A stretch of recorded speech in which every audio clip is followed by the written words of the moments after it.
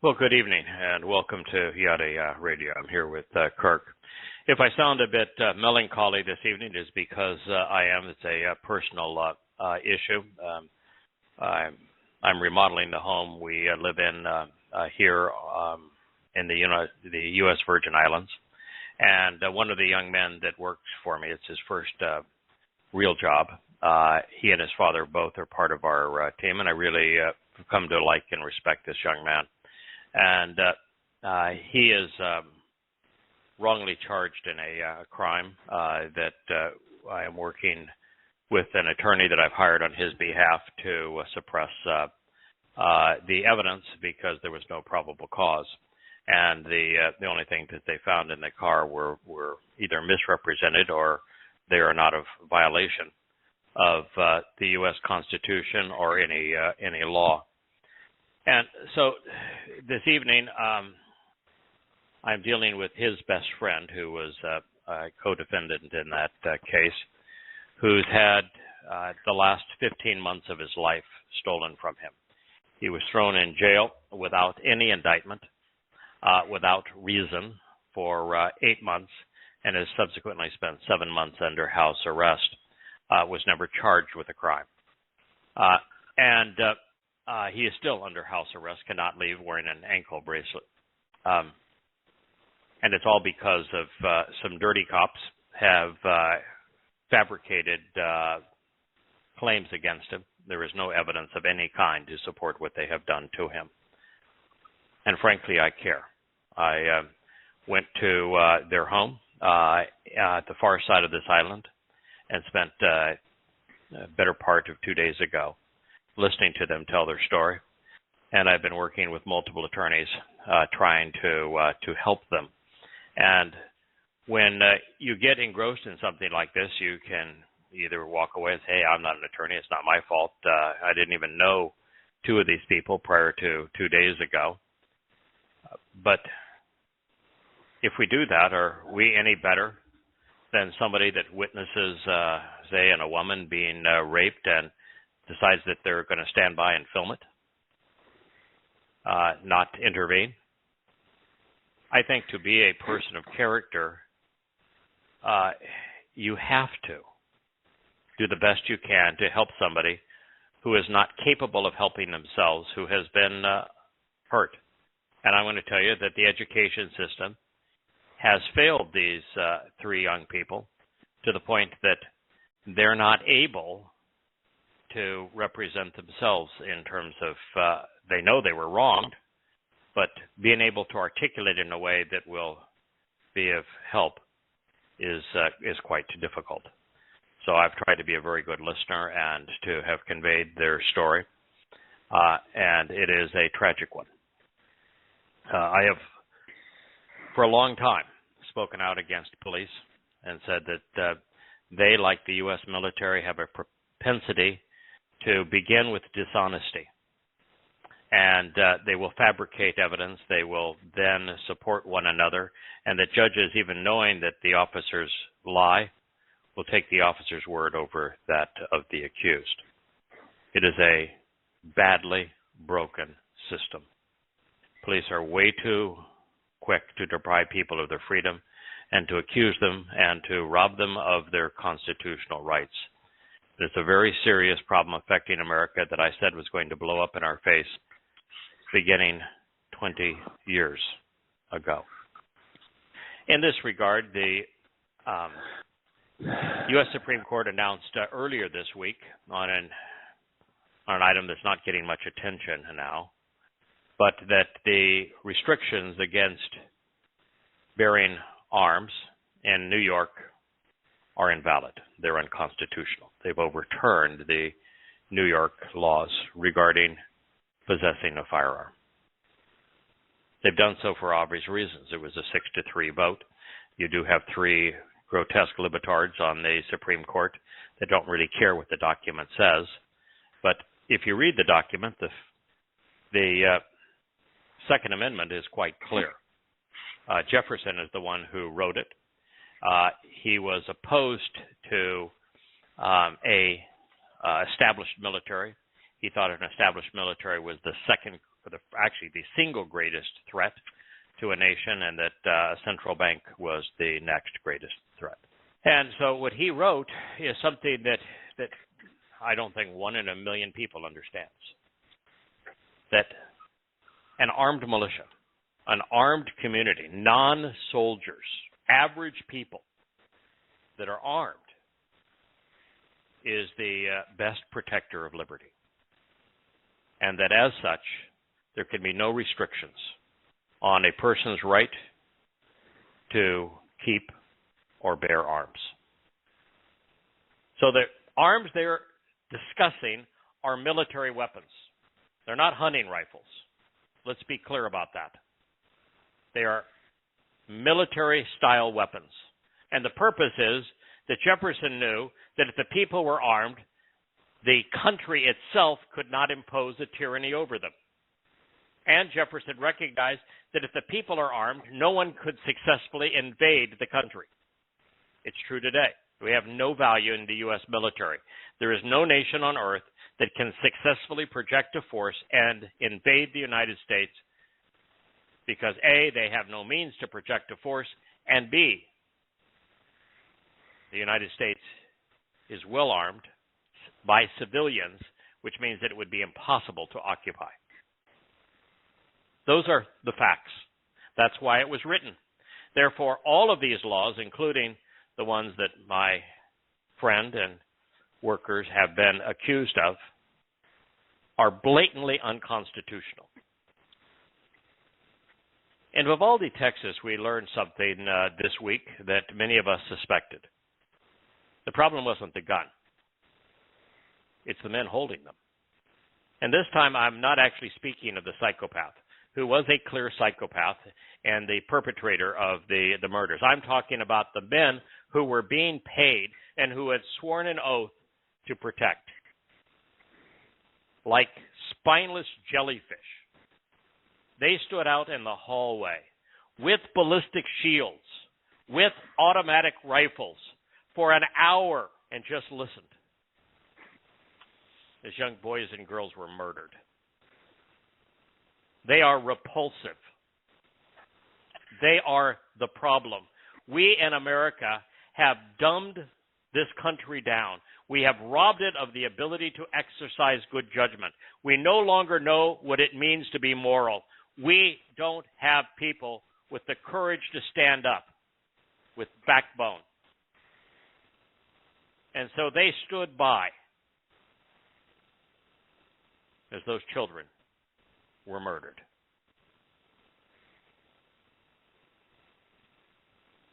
Now I want to turn our attention to Roe v. Wade. Because Roe v. Wade and the Second Amendment on the right to keep and bear arms are related in a very direct way to the Torah. While the U.S. Constitution is a piece of trash compared to the Torah, it is still the governing document of this republic, the United States. Without the U.S. Constitution, there is no United States.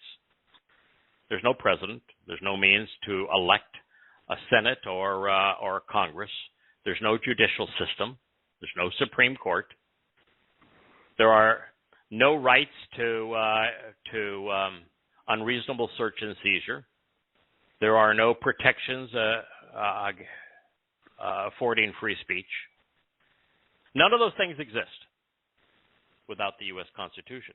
So as liberals will tell you that it is responsible to restrict guns, that particularly assault rifles, but they want to restrict all guns, in direct violation of the Second Amendment of the U.S. Constitution, how is it that you can ignore a portion of the U.S. Constitution and expect those portions that you prefer to be withheld?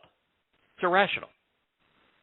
You can't say, I want to ignore this one. In fact, I want to do exactly the opposite of the protections that it promises, but don't you dare take these other promises away from me.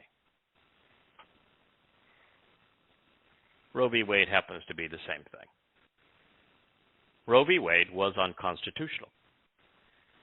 There is no mention of abortion in the U.S. Constitution. And the U.S. Constitution is exceedingly clear. It says that any right that isn't expressly granted the federal government belongs either to the state or to the people. Therefore, something that is not discussed in the Constitution, not even remotely discussed in the U.S. Constitution, cannot be a federal right. It is a state right. And let's be clear.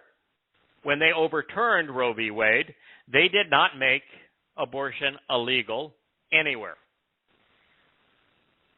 What they did is said it is the state's responsibility to determine abortion rights. That's what the U.S. Constitution wants. If you don't like what the document says, there is a specific means to amend the document. Add an amendment. But if you can't amend the document, then don't pretend you can have part of it and can't have the others.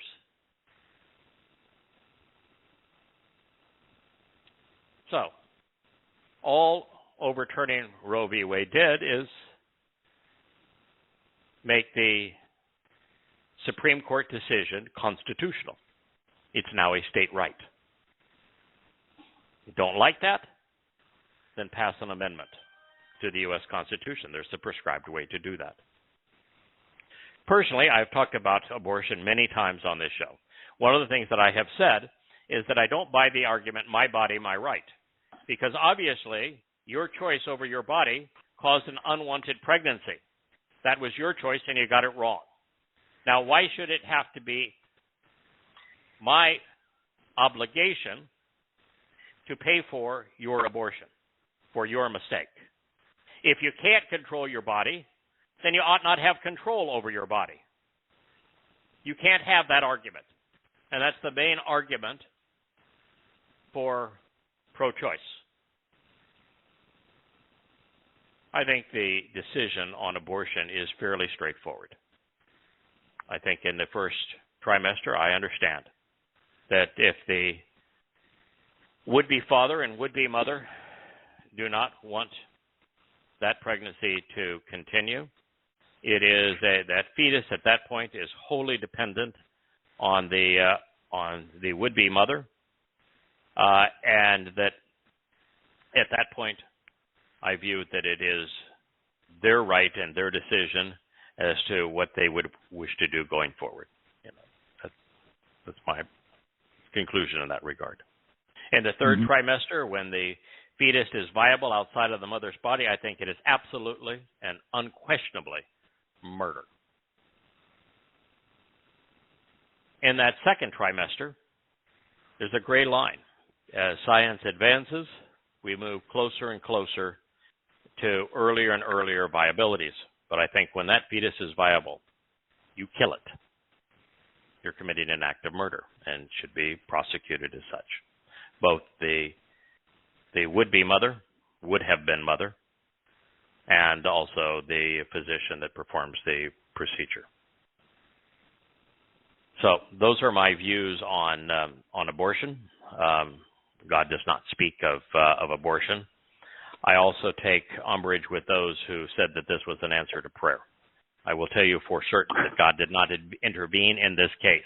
He doesn't give a rat's patootie about the U.S. Constitution. He does not care about anything that the U.S. Supreme Court does. He doesn't give a hoot about the United States of America. And he has never listened to the prayer of someone who is not Torah observant. Taking this to the Torah itself, it reminds me of the religious. Christians want to tell the story of Noah and the ark. They want to tell the story of Adam and what they called Eve in the Garden of Eden. They want to tell the story of Abraham, and then they want to move on to the story of David killing Goliath. They want to tell old covenant stories. They want to talk about creation. But then they would annul the parts that are contrary to their religion, which is 99% of it. You can't do that. That is irrational. You can't claim that your God inspired the Torah and then contradict 90% of it through your religious documents, which is what Christianity, Judaism, and Islam all do. It is God's argument against the religious. He doesn't care if you believe that Toto, the dog of the Wizard of Oz, is God and can fly by flapping his ears. He doesn't care if you think that there's no place like home in Kansas. He doesn't care if you want to go follow the yellow brick road to the Emerald City. He does not care. Go and do it. You're free to do so. Squander your life in any way you see fit. His issue is when you try to take something he said and use it to promote a religious, conspiratorial, or political agenda. When you take something he has said out of context, misrepresent it, and then reject everything else. That is what the religious do. That is why God despises religion. We are marketing this program tonight in Brazil. I think this is our second go in Brazil, so I hope that the Jewish community in Brazil is listening, and that they will consider what Yahowah has to say. So those are my thoughts, Kirk, on the U.S. Constitution as it applies to the Torah and the approach people are taking to it. You're, as always, welcome to add to that or disagree. No, I'm in all. This is a presentation that ought to be in every civics class. It ought to be on every television show. Those of us who have aged enough remember these things were true and always were true about the Constitution. Why it was formed? It was formed so that to protect you from the government. Correct. You know, they had to agree to the Bill of Rights before they could even form a government. Right. That was Jefferson's and Madison. Yeah, Jefferson again. That was their primary concern. Is they had seen the governments in Europe and they wanted to protect the people from the government, and they wanted to keep. They believed in states' rights being more important than federal rights. So they were there to limit the rights of the federal government and to maximize the rights of the people. And yet those who are, particularly those who are liberal, want to ignore the core purpose of the U.S. Constitution, ignore what it says, and then do what they like. And yet there is, trust me here, folks, there's no welfare, there's no income tax, there's no redistribution of wealth, there's no free education, there's no equal rights. There's nothing. Without the U.S. Constitution in the United States, you got total anarchy. Well, may I say if they did one other thing in regards to the money, there was a way to print money or to make money, not to print it, and that was based on coinage, and only the federal government could do that. And in a few things, the federal government was a loose, less powerful central government. We wouldn't have these deficits now. We wouldn't have all this money to buy. It's just multiples. Jefferson, who was the chief inspiration behind the founding documents of our country, spoke eloquently against a central bank, and yet that's what we have. He spoke eloquently against a U.S. established military, and yet that's what we have. And he said these are the things of deception. These are the things of tyranny. And, we've even moved to the point where we speak of democracy as being a great thing, that America is a democracy. No, it isn't. It's a republic. Well, it's a constitutional republic. The founding fathers were adamant against a democracy. No democracy has ever survived. No democracy will ever survive. And we've corrupted our republic to the point that we're suffering the fate of democracies, which is where the majority, who are not particularly productive, want to steal money from the minority who are productive. And you do that long enough, and the productive stop being productive, and the unproductive are never productive. This is the reality of the whole thing. And of course, our currency now isn't based upon the standards set in the U.S. Constitution, but based on a fiat currency. A fiat currency is actually a debt instrument. And now with inflation roaring, that debt instrument is going to become ever more of a burden. And we're about to go into the worst of all possibilities, which is a steep recession coupled with roaring inflation. And there is nothing worse. No, that's a vice. Well, I guess there is something worse. That's also waging war with a country capable of destroying the entire world. That would be worse.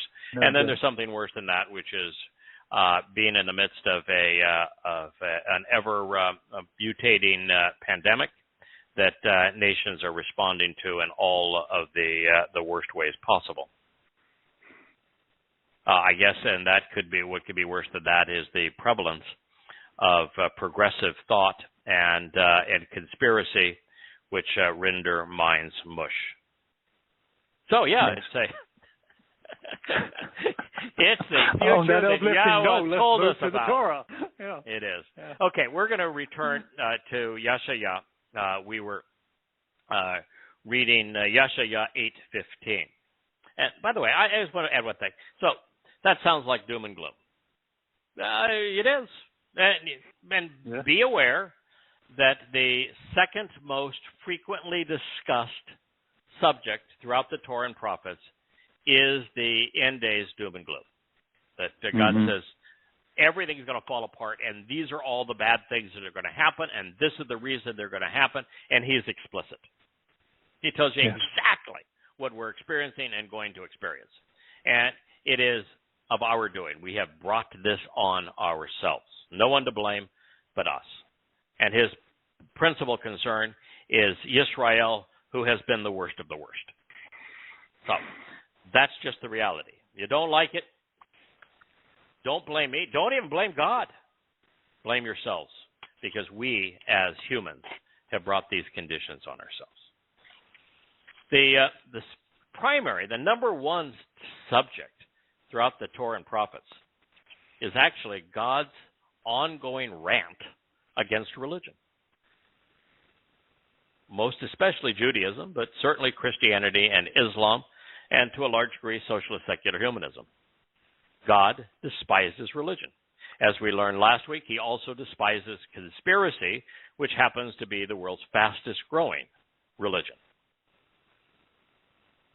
And so God is very clear, Yahweh happens to be His name for those who are new to this program, in His animosity towards Judaism, Christianity, Islam, socialist secular humanism, conspiracy, patriotism, being pro-military, all of these things.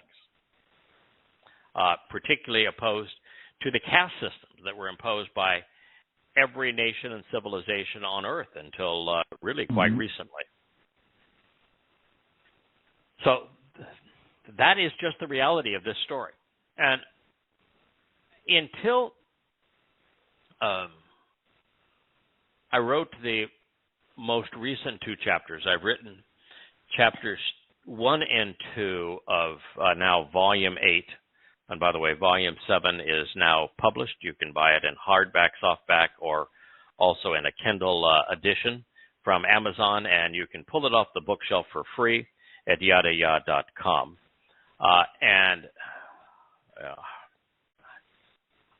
I'm doing this every day, and so I'm certain that my perspective on it is a bit jaundiced by the enjoyment that I get out of it.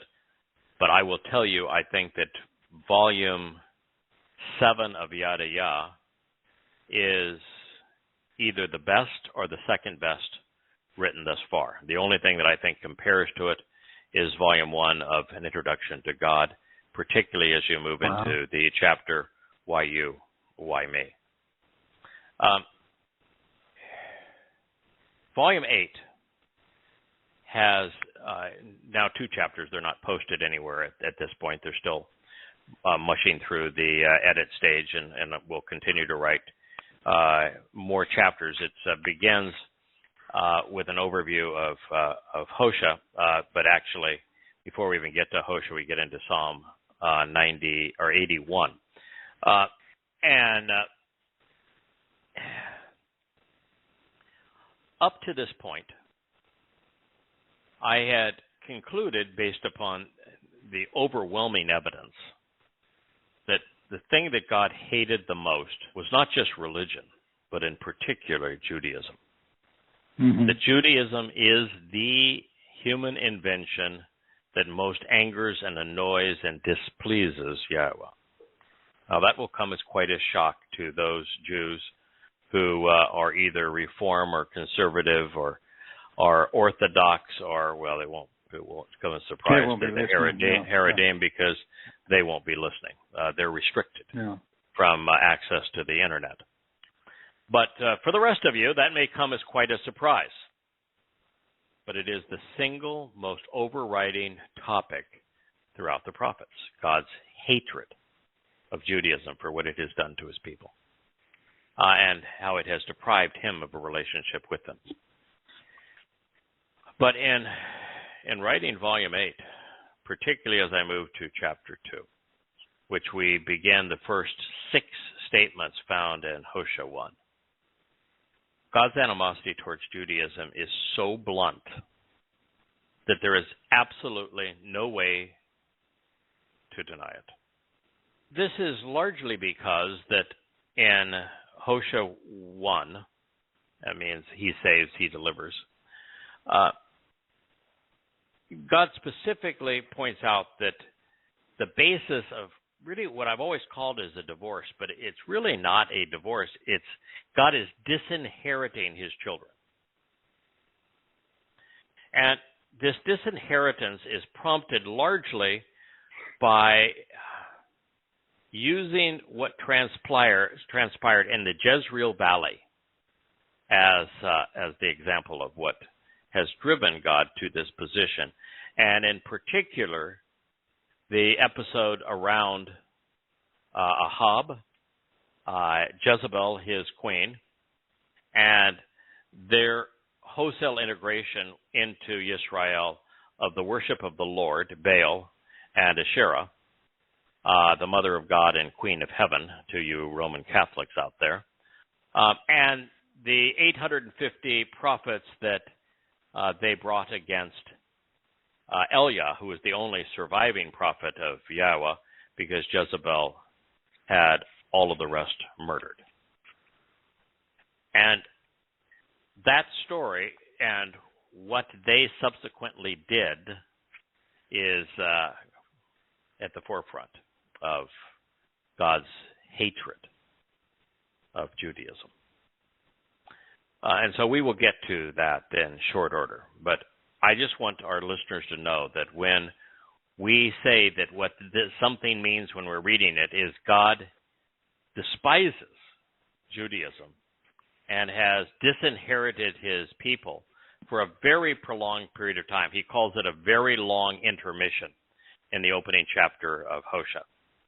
And he says that you are not my people anymore, and I most certainly am not your God, to Israel. And that has not been reversed. It will be, but only when a meaningful number of Israelites and Yehudim change. And it is unlikely that any of them are going to change, any significant number. There's Jewish covenant members who are covenant members as a result of what we have learned by translating Yahweh's testimony. But for that to occur within Israel in sufficient numbers to please Yahweh on Yom Kippurim in year 6000 Yah, sunset, October 2nd, 2033. Many, many, many Jews, I think as many as 7,000, are going to have to put down their Talmuds, reject Judaism, say arrivederci to their rabbis, and come to embrace Yahweh by name and by testimony. And so it is for them that we speak and write. So let's begin with Yeshaya 8:15. Okay. And then many shall stumble, and they will fall. They will be captured, broken, and controlled by others. Wa Yakash is the Hebrew word for control. I'm only aware, Kirk, of a minimum number of devices, contrivances that mankind has used over the years to control a large enough number of people that Yahweh would write that, speaking to Yisrael, that they will, many, Rabim, a great number, an incountable number, shall stumble and fall. And they will be captured, they will be broken, and they will be controlled by others. The controlling mechanisms to control vast numbers of people are primarily religion. It's the number one control mechanism throughout time. Number two is governments and politics, the imposition of tyrannies and what they have done to their own people and the nations around them, particularly with the imposition of caste systems, which were ubiquitous among all civilizations, and ubiquitous really until quite recently. The caste system existed throughout Roman Catholic Europe. Caste system also existed throughout the Americas and all of the major civilizations. The third is the military. So, of course, they are controlled by the political, who are almost always also religious.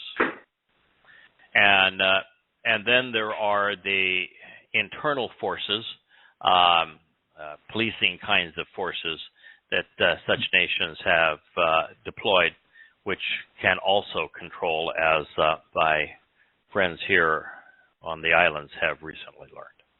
Those really are the control mechanisms. I'm not aware of any other. And so when God gets mad at his people, he is not mad because Sarah decided to steal Leah's lipstick. You know, this isn't about having Uncle Saul cheat on Aunt Rebecca. It's always about societal influences.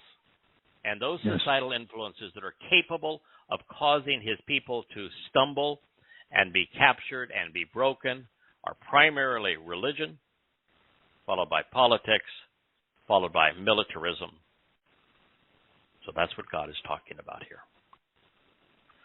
Yisrael would be ruled by others for the next 2,700 years after this was shared by Yeshaya, Isaiah. Their overlords would include the Assyrians, the Babylonians, the Greeks, Imperial Romans, Roman Catholics, Arab Muslims, Ottoman Muslims, and finally the British. Then that's just at home, apart from the diaspora. Yeah. They would have no one to blame but themselves. Had they turned to Yahweh and relied on him rather than Judaism, he would have provided a safe sanctuary for them. We have a similar choice that was afforded to the northern kingdom circa 740 BCE. It's religion or the covenant relationship. Government or God. The military or the mikra. Choose which one you want to protect your lives and freedom. It's the mikra or treaties and the Torah. What do you want? Form treaties with other countries, or do you want to depend on the Torah? Do you want to rely on your military for your freedom, or Yahweh's 7 Moed Mikra? Yeah, those are the choices.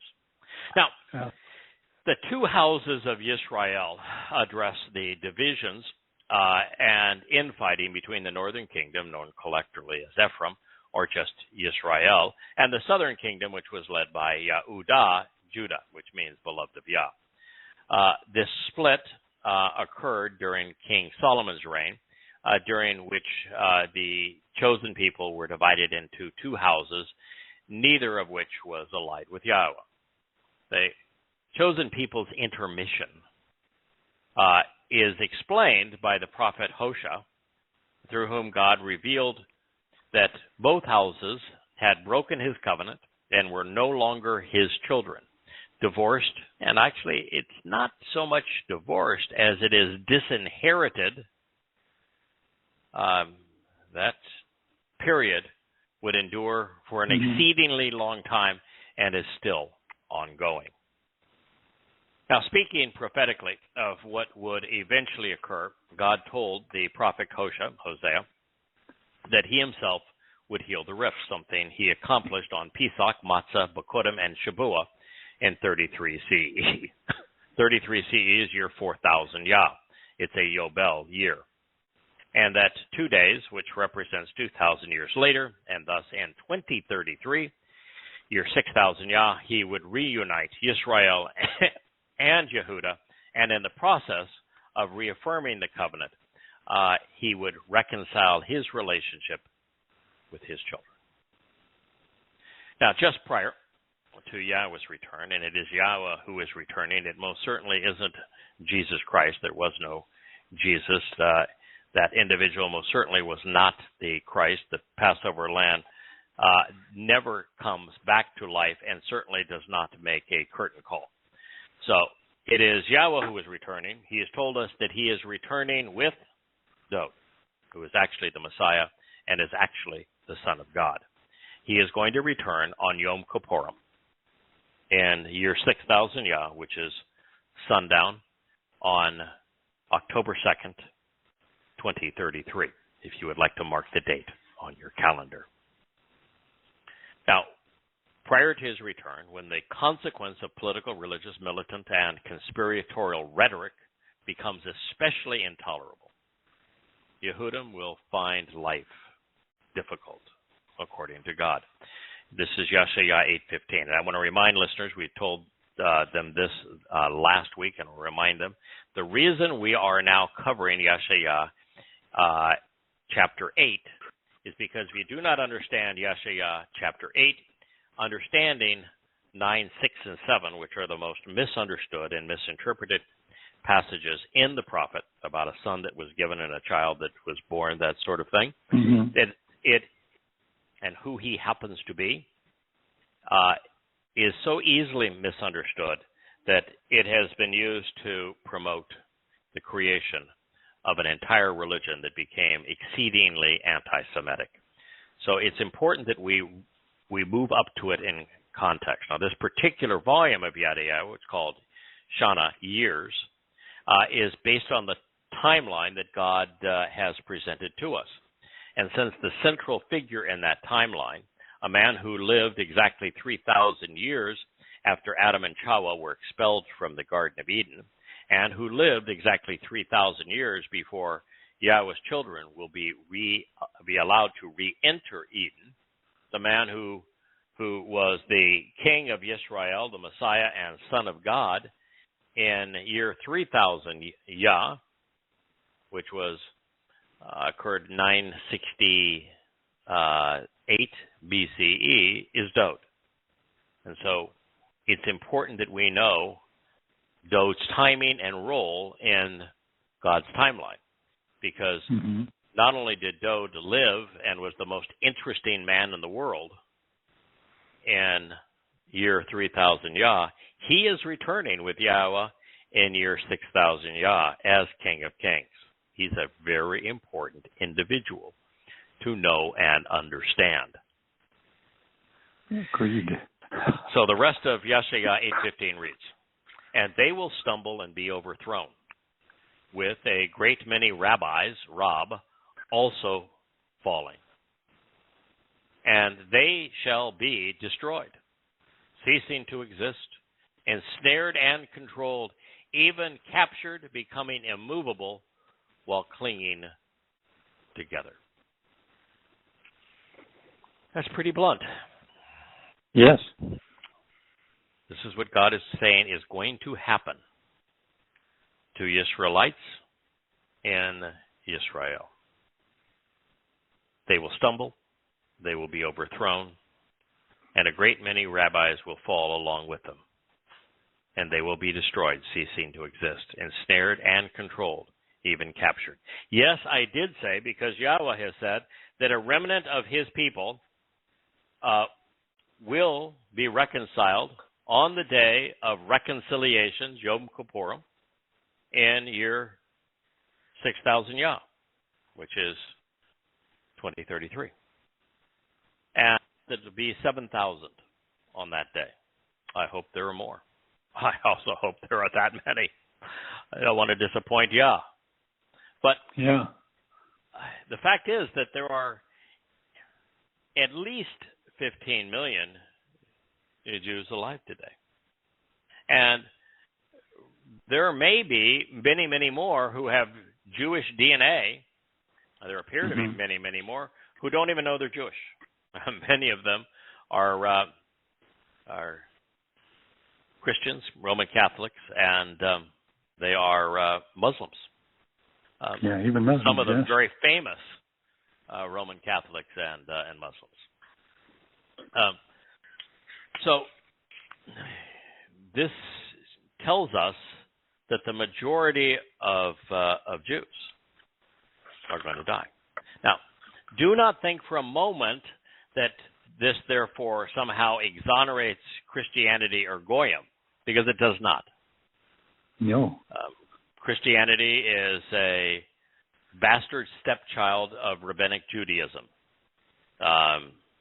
No more accurate, no more inaccurate than Judaism itself. Both are rotten to the core. And Goyim are the very people that Yahweh told his people not to emulate. As a matter of fact, the reason that Jezreel is mentioned is the place that Yehudim, Jews, were the most like Goyim, Gentiles, happened to be in the Jezreel Valley. So, the majority of people, particularly Yehudim, are going to perish, including all of those who would be Haredim, ultra-Orthodox, but almost all religious and political Jews. Oh, speaking about religious and political Jews, I guess we'd be remiss if we did not mention that the experiment of the grand unification theory in Israel with the Bennett government has failed.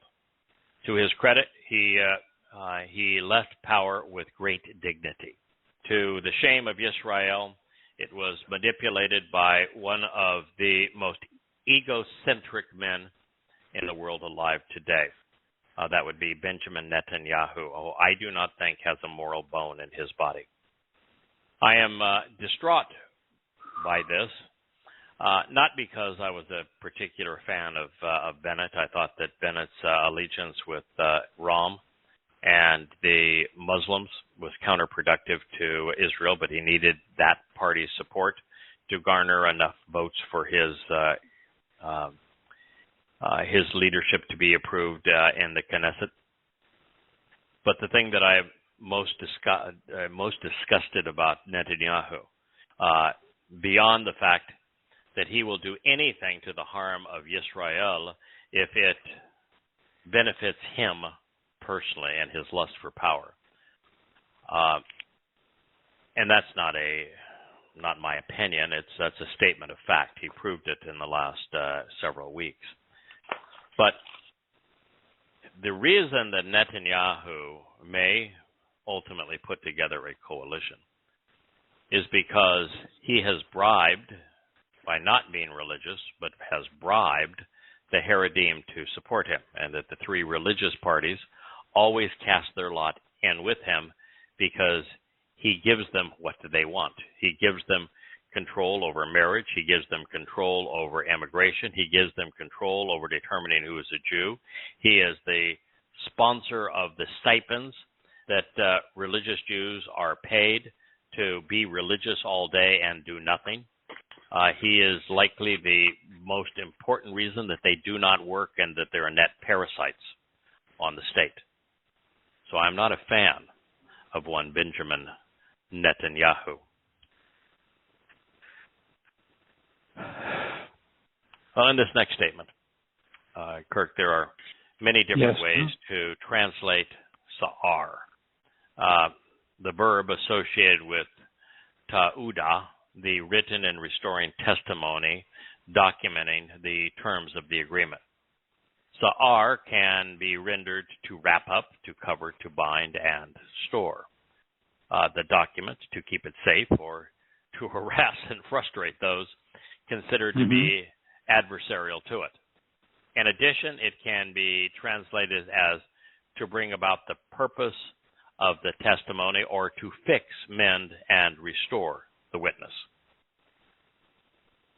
We also find that chatem used in conjunction with Yahweh's Torah in this next statement. Based upon how we translated this verb, God could be saying that his instructions will be signed and sealed with his personal stamp, that his guidance will be sealed up and made secure, or that his teaching represents the appropriate pattern for living.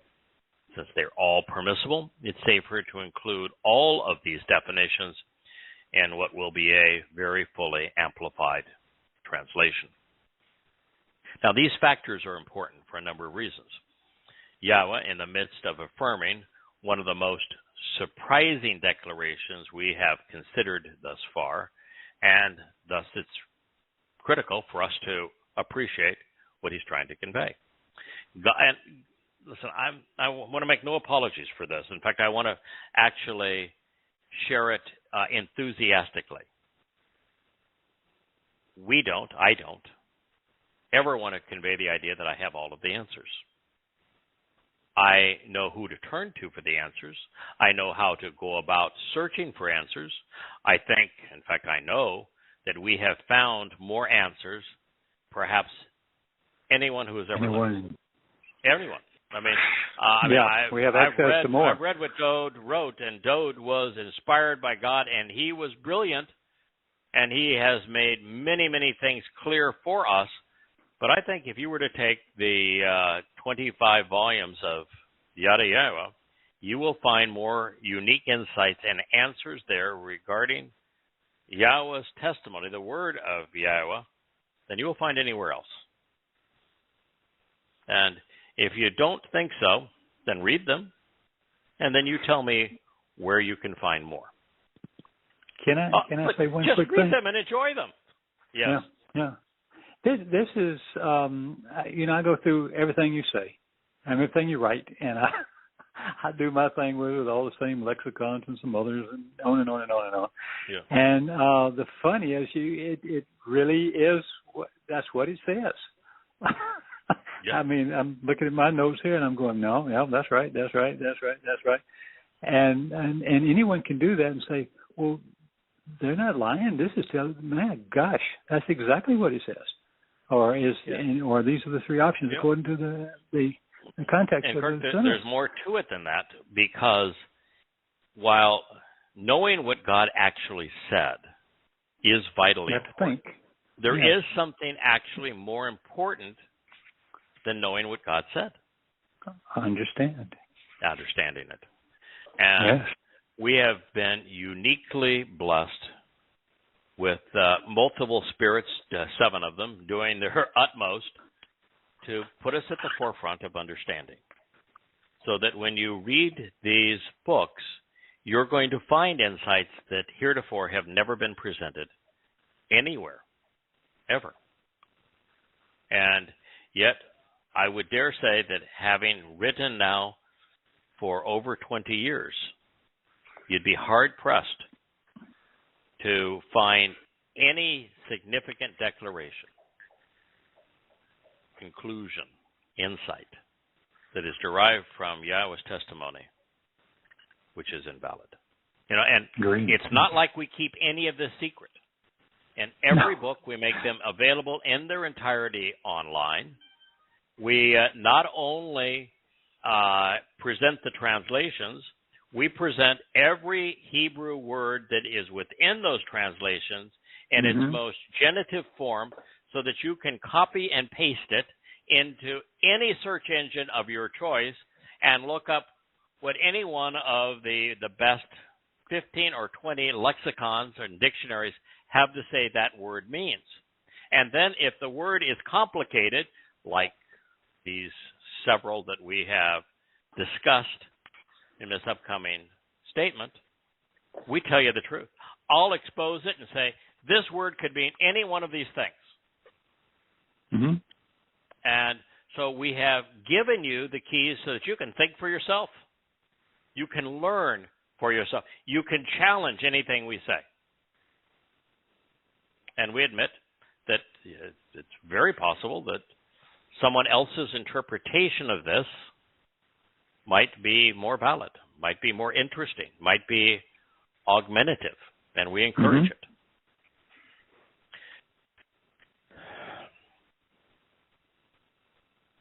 God foresaw and then foreclosed on a problem that, unchecked, would have become an irresolvable plague. This suggests that one of the reasons rabbis remain fixated on their Talmud and Mishnah, rather than on Yahweh's Torah, is they do not understand it.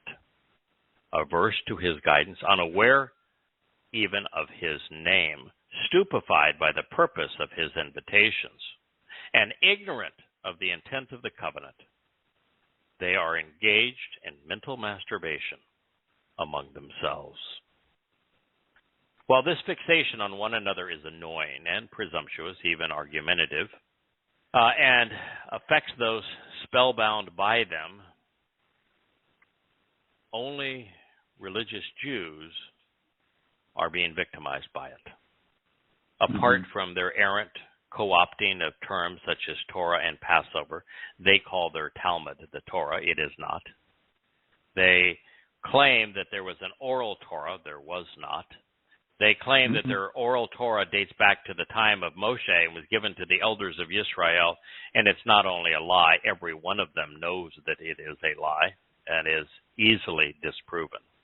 And while they claim they are observing Yahweh's, actually they don't call him Yahweh's feast because they will not say Yahweh's name. They won't say Yahweh. They have disavowed him. Their Passover is far worse than what Cain offered and was rejected. They no longer celebrate matzah. They have no clue what Bikurim represents. A few may occasionally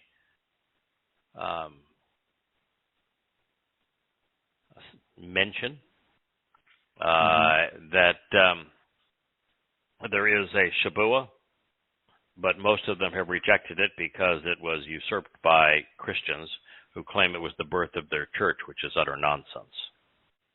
They've replaced Teruah with Yom Kippurim. They have thrown in Purim and Hanukkah, which God says nothing about. They have twisted Yom Kippurim to a day of afflicting oneself and of twirling chickens over their heads in torturous fashion, as opposed to a day to reconcile the relationship. And I don't think there's one religious Jew in a million that understands that the purpose of Sukkah is that God is inviting us back into the garden. So that is the reality of the twisting of Judaism. They will even tell you the covenant was a relationship established with the religion of Judaism, when God says that the first requirement for participating in the covenant is to not be religious. So while their fixation on one another is annoying, their, as I say, their arguments really only affect religious Jews. And that's important because God wants to reconcile his relationship with his people. And the only way for that to happen is for those who are not poisoned by the rabbis to reject them and open their ears up to what God has to say. So this is how it reads. Choose to wrap up, cover, and store the written testimony, keeping the correct information safe and secure from those who oppose it, and then bear witness to the authorized agreement to corroborate it and restore the relationship. Sign, seal, and affix the personal stamp to the Torah's teaching.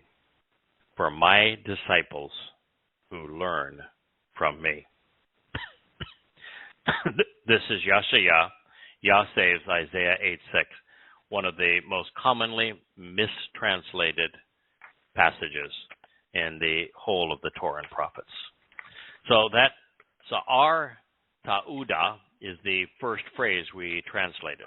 I translated it as, because it is written in the call imperative. The imperative is an expression of first person volition.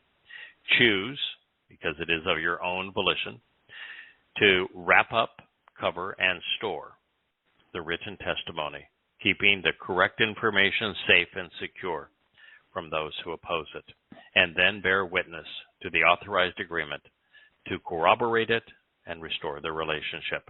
Sign, seal, and affix the personal stamp to the Torah's teaching, Chatam Torah, for Limud Ani, my disciples who learn from me, from those I teach, and who receive instruction from me as receptive students. After asking Yisrael to observe his Torah and listen to him for over 700 years prior to Yashayah, the political and religious leadership of Yisrael had become so corrupt, it was no longer of any use. The fact, talking to Yisrael had become counterproductive. The people were so badly misled. Their every inclination was to misappropriate and misrepresent God's testimony, which was far worse than ignoring it. Mm-hmm. I want to share that with you again, because it is essential for Jews to hear this. Israel had become so corrupt in the pursuit of their religion that God found talking to them to be of no value whatsoever. He ceased to speak to them and through them. In fact, talking to Yisrael, to Jews, had become counterproductive. People were so badly misled. They are so badly misguided by their religion. Their every inclination is to misappropriate and misrepresent God's testimony. And misrepresenting what God had to say is far worse than ignoring it. Yes. This left Yahweh with a difficult decision. He could continue to subject his Torah to religious gerrymandering, or he could conceal it from his already estranged people. He wanted them to understand it and to come back home, but he could not allow them to change it or to confuse others about his intent. So, having seen well into the future, God realized that for the next 2,700 years there would be no one willing to listen or learn. No one. During that time, he would essentially keep the Torah under wraps, knowing that when the opportunity was right, he would find somebody. He could teach someone willing to listen and then share the insights with Yehudim. This is prophecy, man. Right here in front of us. That time, is now. Yeah. Are you willing to listen? Just 3 chapters hence, Yashayah will describe Yahweh's solution to this problem. We're in the 8th chapter. When we enter the 9th chapter, the entire chapter is devoted to Yahweh's answer for this problem. He said he would raise up a choder. That's a sucker. A sucker isn't a pejorative. A sucker is something that grows from the original rootstock. When the stump has become and the tree has become rotten and fallen down, the roots can still be productive. And the sucker then grows up to manifest a new tree, which can be exceedingly productive. And that's what a choder is. Recognizing that the learning curve would be steep, the breadth of material would be expansive, And the stakes would be exceedingly high. Indeed. With no time to fail, God would assign 7 spirits, specifically to educate, to enlighten, to empower, and embolden his witness.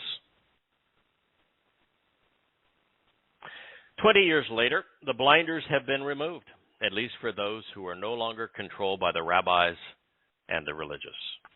If you are receptive to learning, if you're willing to respond appropriately, at least to God's guidance, if you accept the fact that his testimony is limited to the Torah, Nabi, wa Mizbor, if you are rational and appreciate the value of corroborating information, if you are interested in making the connections needed to correctly ascertain Yahweh's approach to his people, then you are welcome into his presence. While his people have given God every reason to continue to conceal the meaning and purpose of his Torah guidance, his constraints were nonetheless limited, directed towards those inclined to corrupt and pervert his teaching. This would therefore include all of those who errantly refer to the Torah as the law, to Yahweh as the Lord, to the Mikre as Jewish feasts, or to the Mashiach and Ben El as Jesus Christ. If you turn to the Talmud or New Testament for answers, you are on God's restricted list. Yahweh has quite literally obstructed access to the original autograph of his Torah. The signed copy he provided Moshe. It remains alongside the Ark of the Covenant and the stone tablets in a steel cavern beneath Moriah in Jerusalem. Its release will be orchestrated in conjunction with Yahweh's return. Part of it released, I don't know how much of it, but a considerable amount of it released during the 3 years that the last 2 witnesses prevail when speaking in Jerusalem. In addition, while many hundreds of the oldest surviving manuscripts of the Torah, prophets, and Psalms were concealed for 2 millennia, and thus during the rise of the rabbis, now with the published texts of the Dead Sea Scrolls, we have been given access to the Word of God, recorded apart from rabbinical and Christian influence. And for the first time in all of those years, in an honest effort, it has begun to ascertain what God actually revealed so long ago, allowing the voice of the Almighty to rise above the screech of the religious once again. Whether it is in Yada Yahowah, means to know Yahweh, to understand Yahweh, as predicted by God, or from another, who, with Yahweh's support and spiritual assistance, embarks on this mission to expose what God had once concealed. Our attitude and approach towards Yahweh will calibrate our capacity to understand what our Father is requesting of us and offering to us. Words are just words, the carriers of information, until they are given the proper meaning and they are explained.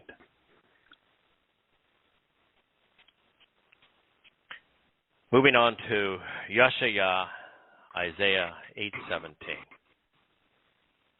This is spoken by Yahweh, the God who created the universe and conceived man and inspired his Torah and prophets. So while I will wait in anticipation, chaka, I will be patient, while longing for that which is inscribed to cut us into the relationship, for the approach of Yahweh, who is concealing his presence from the house of Jacob. Then, therefore, I will confidently await the outcome, which is beneficial and good in association with him. I apologize, I misspoke. This is not in Yahweh's voice, it is in Yah's voice. It is what Yah was inspired to write. But I want to be a little bit careful even on that. Yes, clearly, what Yah writes is true. God doesn't just speak through prophets as if they were recording devices. He doesn't use we humans that he chooses to work with in that way. He wants us to project ourselves and what we have learned, what we are experiencing, the insights we derive, our own thoughts and feelings about what we are learning along the way. He chooses to work through people, so in recognition that he's communicating to people. And so it is appropriate for Yahshua to express himself. It's pertinent for us to learn from him. And so it was Yahshua saying, I will wait in anticipation. It's been a long wait, Yahshua, 2,700 years. I hope you're pleased for the approach of Yahweh, who is concealing his presence from the house of Jacob. Then, therefore, I will confidently wait the outcome, which is beneficial and good, in association with him. So he's acknowledging, it's going to be a very long time, that Yahweh will conceal his presence from the house of Jacob. That would be Yisrael. That would be anyone who is part of the 12 tribes. Israelite or Yahud. Then he says there is good news to announce in association with Yahweh. He's going to return. He's going to reconcile his relationship with his people. The moment Yahshua was confidently awaiting is right now, this day. As a result of focusing upon the words of the prophet, at long last, we can eagerly anticipate the imminent ingathering of Yehudim. While God can be known, he has no interest in making it easy. Now, that might come as a surprise. The reason that's true is he has to have a filter. If God just said, here's the 5 things on the list, if you accept these 5 things, then you're good to go, you're welcome to heaven. Heaven wouldn't be any different than earth, life here. And if you like this life, if you think that, hey, the wars we're fighting, the lies we're promoting, the restrictions we're imposing, if you think this is all swell and that you want to live like this forever, then, I guess you can't have at it. Because, if you're really religious, you will be able to have that wish because if you're a promoter of religion, you're going to live forever in Sheol, which is akin to a black hole, along with the other really religious people.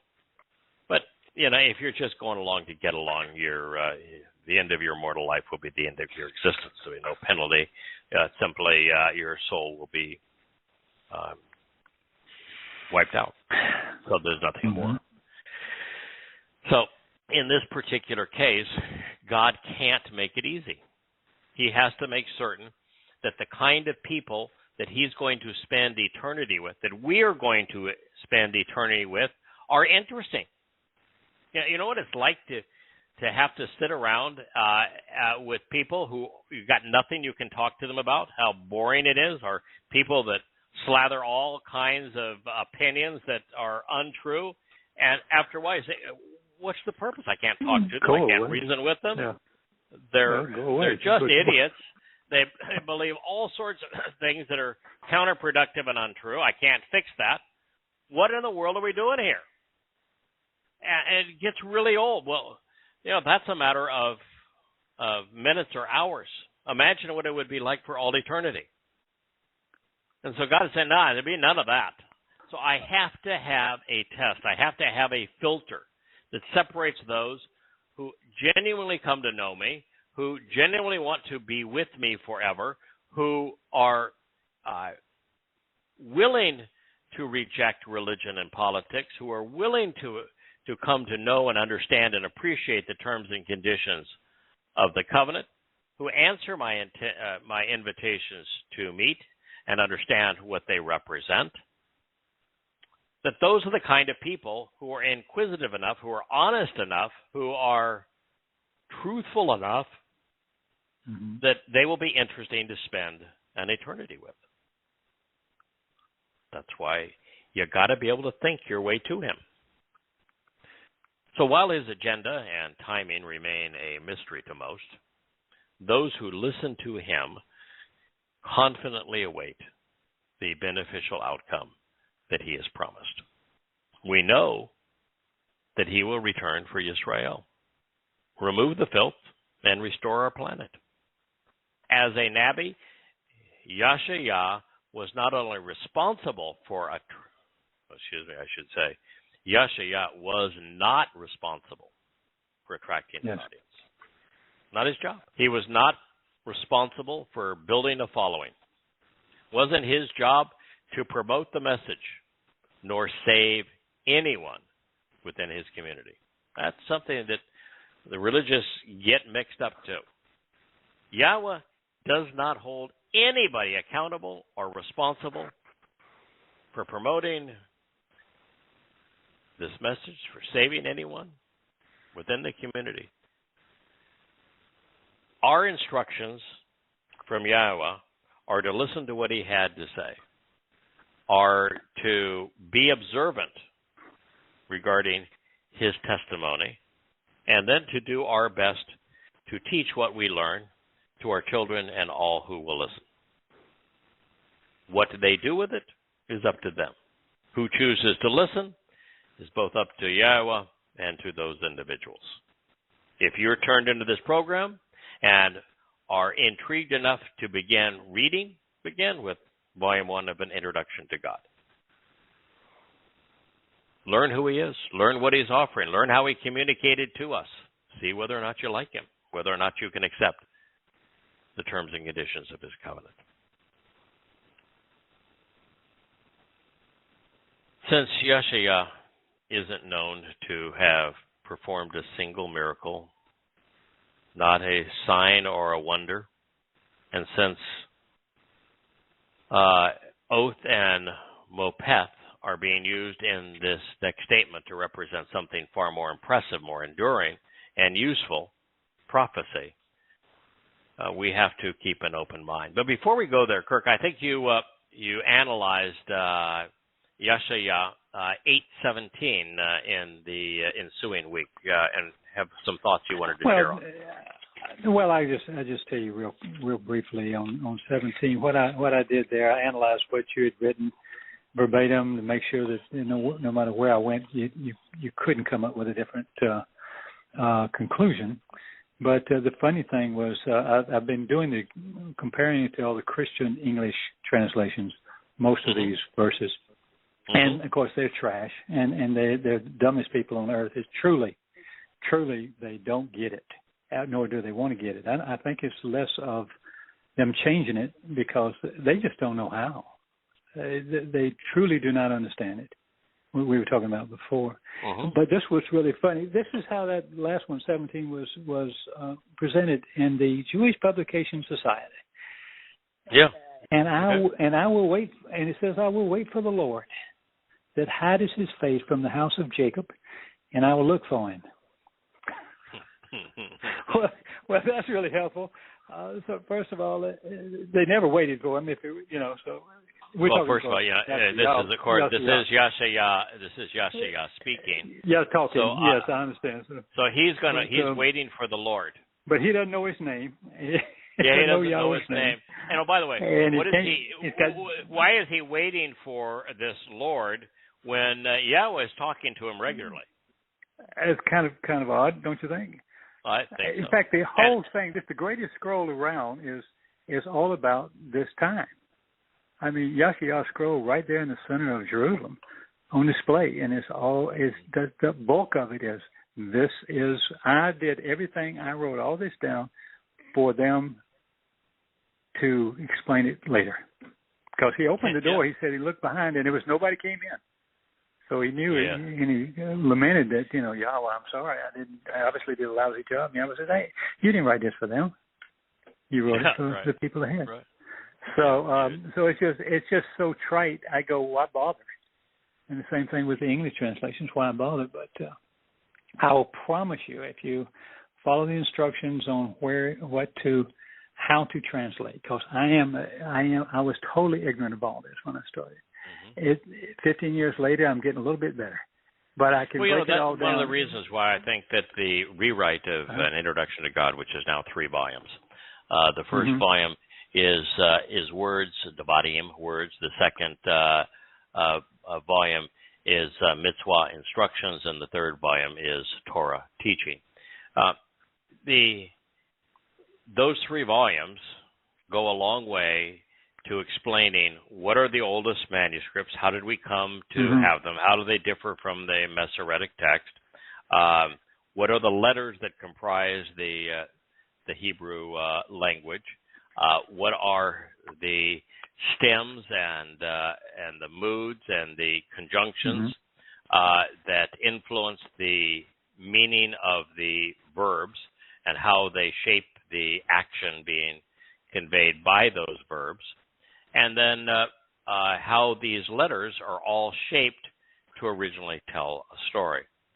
And one of the things that we've talked about a long time, Kirk, and as an artist you have reveled in, is the original language that the Torah was written is a pictographic language, where the Aleph was an ox's head, where the Be'eth was drawn as a floor plan of a home, that each of these letters describe something. You know, the Hey is a person standing up, reaching up to God. The Rosh is a person's head that is observant. The Zet is a plow that's overturning new ground. The Yod is a hand, an arm reaching down and out to us with an open hand. The Ain is an eye. The Koth is about a sunrise at the beginning of a new day and increased enlightenment. Each of these letters, all of them depicted either something to do with our very nature. A Pei was a mouth, a Shin was teeth, which described nourishing words. All of these letters, a Tazdi is a sign, described either something that was germane to the human experience or was described a part of the human anatomy. And the scholars have, for many, many, many years now, have protested that the Torah could not have been written by Moshe because there was no alphabet to write it down, and therefore is written by 4 groups of individuals in the 7th century BCE as opposed to 15th century BCE. But oops, not so fast, pal. Oops, not so fast, pal. I think you did a little research into what was discovered on Mount Ebal and how it pertains to the realization that the original alphabet was, in fact, this pictographic alphabet that we present in Volume 1 of An Introduction to God, and that the events that are described in both in the Torah by Moshe, when he says that I want you to go between these 2 mountains, and I want to tell you about the curses and the blessings. I want to tell you the cause of the blessings and the cause of the curses, and this is what I want you to do between these 2 mountains, and about the altar that I want built, and who's to go where, and what's going to happen. And then in the book of Yahusha, written by Yosha ben Nun, which follows the Torah, you actually see God say, and this is what we did. He said to do this, and so we did it. And so what did they find on Mount?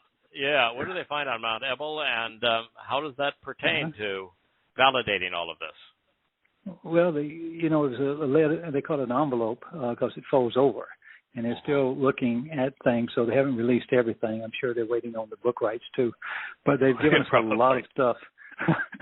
They went into a So, but it fixes the date, gives us a real close approximation of how they came out of Mizraim, when they came out of Mizraim. The altar itself, which was found, I think, in the 1970s, 1980s, something like that.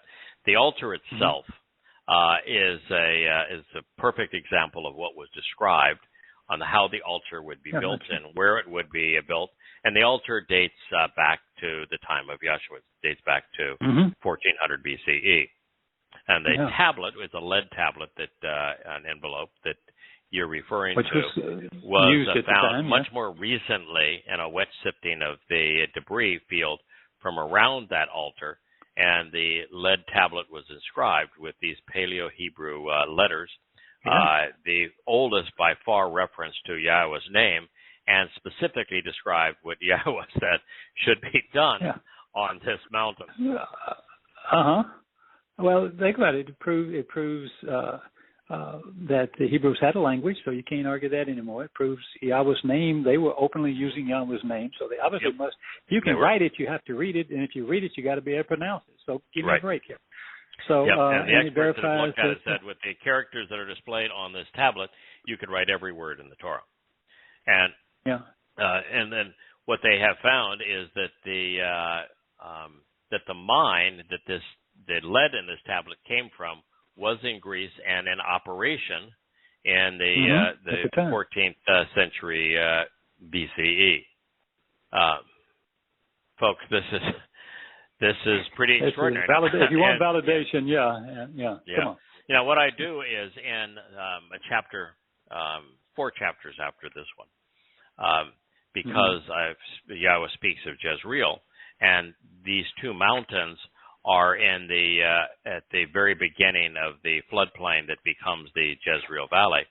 I tell the story of what was to be there. I share the entire chapter in Devarim, I think it's the 8th chapter, where this is presented and what God has to say about the curses and blessings that will befall Israel. It's riveting what God has to say. It's so pertinent to our day. And then Yeshaya, where it is, where he goes over it, is also presented there. But also this announcement and the claims in favor of it and the claims against it. But at the very least, we have proof of the original Hebrew alphabet, that proof of the fact that what Moshe wrote occurred, what Yosha ben Nun wrote about occurred, the way he said it in the place that he said it, and that the Hebrew alphabet existed at this time. It's of course, the scholars are having a conniption fit because it disproves everything that they believe. Yes, but it is really, really an intriguing find. For me, Kirk, I do have a problem with all of this, though, and that is that. Well, I'm glad to share it, and there will be new people listening who will find it intriguing. And there's already just a whole wash of lies out there trying to discredit it. For those of us who know Yahweh, we don't need any more proof. Oh, my goodness. No, the proof is so abundant that we have moved so far past that. But we have to recognize that, there are others listening for the first time that haven't spent the last 10 to 20 years with Yahweh and spent every day translating his testimony and writing about what we can learn from him. So this kind of thing is valuable. Yeah, I agree. Yep. Just fun, though. As we move on, we find this a statement which, I think it's impossible to overstate the importance of prophecy. What it accomplishes more valuable than the universe and everything in it. After all, what could be more important than verifying that Yahweh exists, than demonstrating that his testimony in the Torah, the prophets and Psalms can be trusted, than proving that he has provided a means to develop a relationship with him, and that he is ready, willing, and able to empower and enrich our very existence. Behold, I myself and that which I have conceived, to benefit from the relationship that Yahweh has bestowed through me. serve as signs to illustrate the message and as symbols of important future events which will occur with and through Yisrael, those who engage and endure with God, in conjunction with Yahowah of the spiritual implements who dwells camping out in Mount Zion. Zion means the signs which are posted along the way. So here is Yahowah saying something really profound. After learning how the desperate situation of his people and that God is going to hide himself from them and keep them from misrepresenting his actual Torah and prophets for a very long time.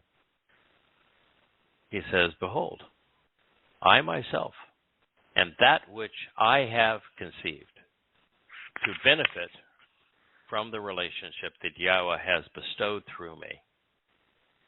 This all serves as signs to illustrate the message and as symbols of important future events which will occur with and through Yisrael in conjunction with Yahowah of the spiritual implements who dwells camping out in Mount Zion, where the signs are posted along the way. Now, I think that the most interesting and insightful rendering of this words is, as I've shared, it's not the only interpretation. Yahowah may have been commenting upon the name of the prophetess's child, saying that it is an important sign for the future of Israel. Also, the offspring, his words would conceive, include the covenant's children, particularly as his revelations shine most brilliantly during the last days. Each perspective is relevant and should be considered, especially since compelling prophecy is Yahowah's greatest gift to his people, and no one was more compelling. But not everyone would be on the same page. We see things different ways, or come to the point where we see things through his eyes. Most would prioritize religion over relationship, man's spiritual advice over God's promises, the assistance of saints rather than the gift of life. So we'll end our program. I know we're still recording. We're no longer broadcasting. We do have a significant audience listening by telephone who can still hear what we have to say. And, of course, to the 99% of people who listen to the archives of this program, they will continue to hear what we share. So we'll go one statement further in the text and then begin again on a new day. Okay. Sometime next week.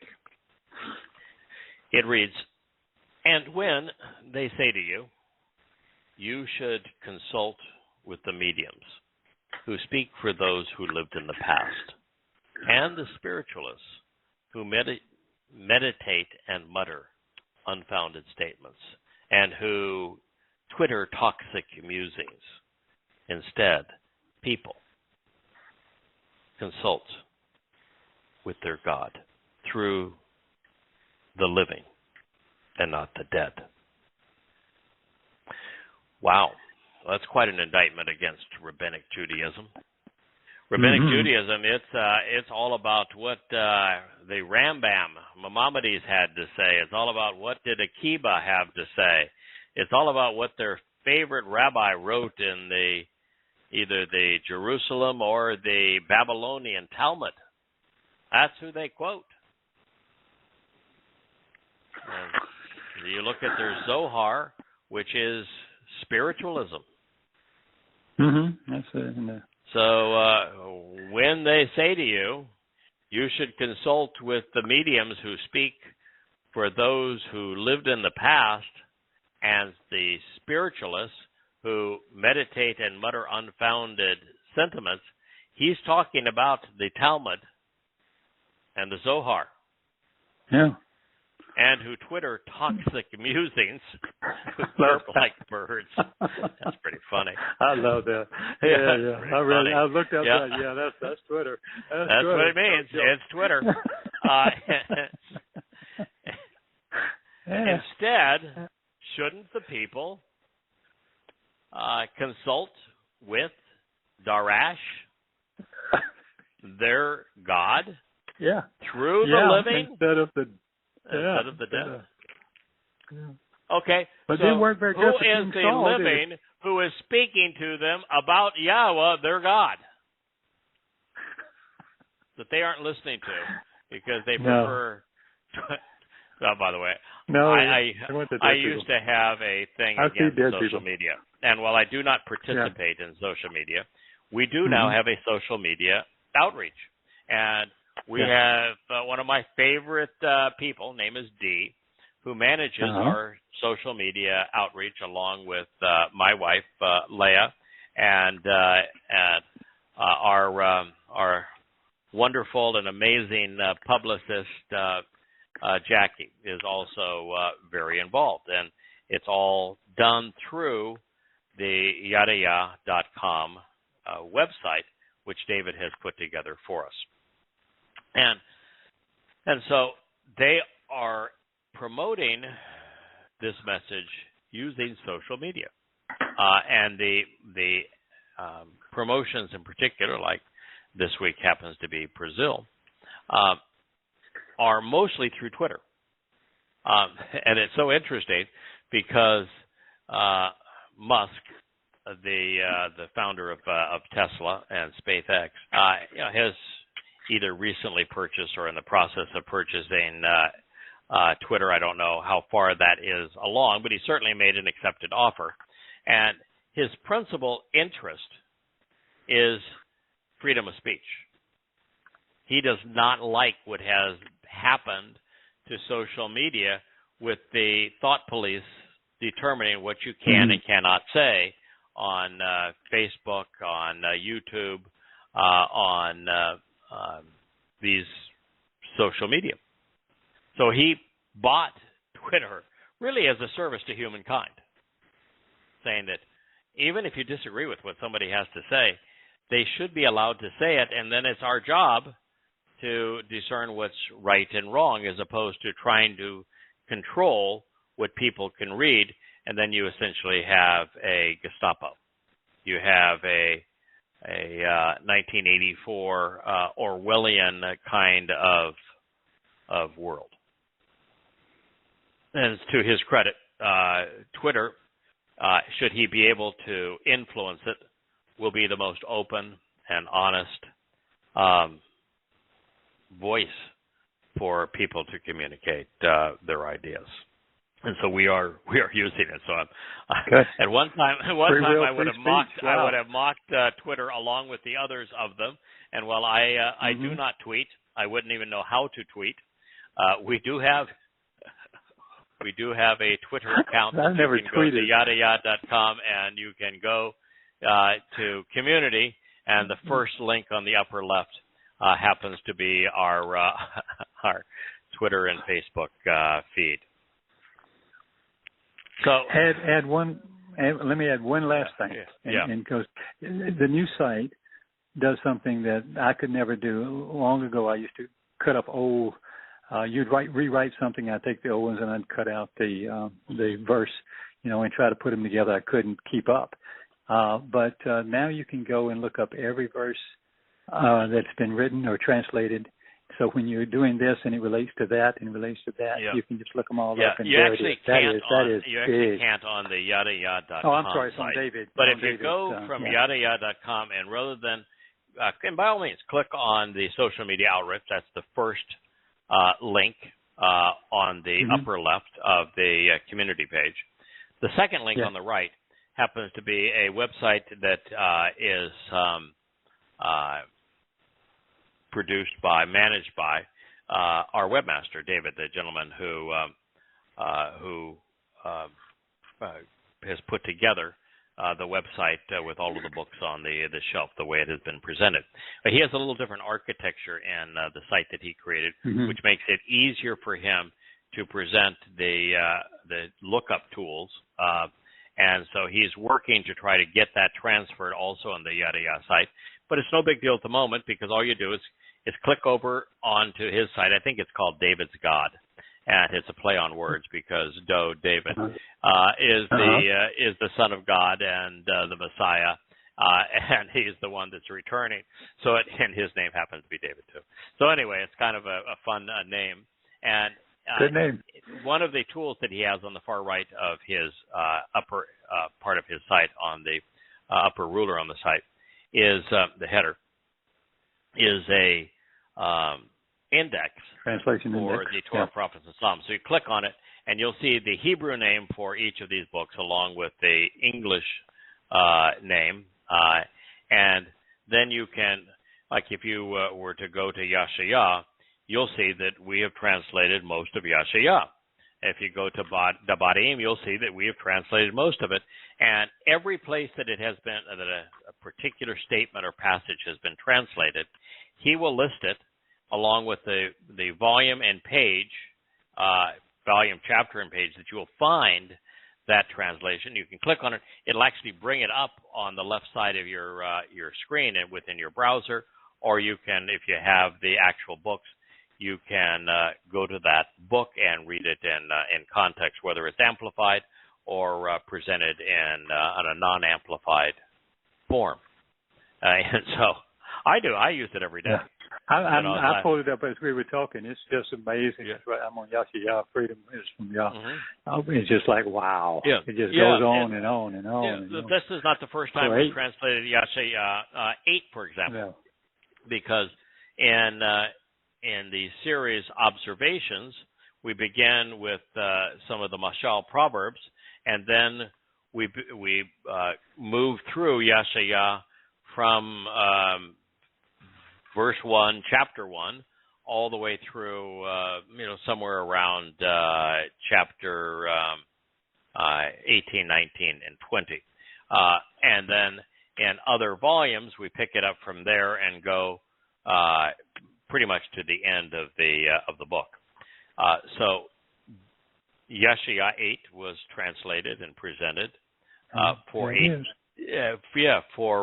pretty much the same reason, but in a different context for observations. So you'll find it there, and you can find it and also here in Volume 7, Shana, Years.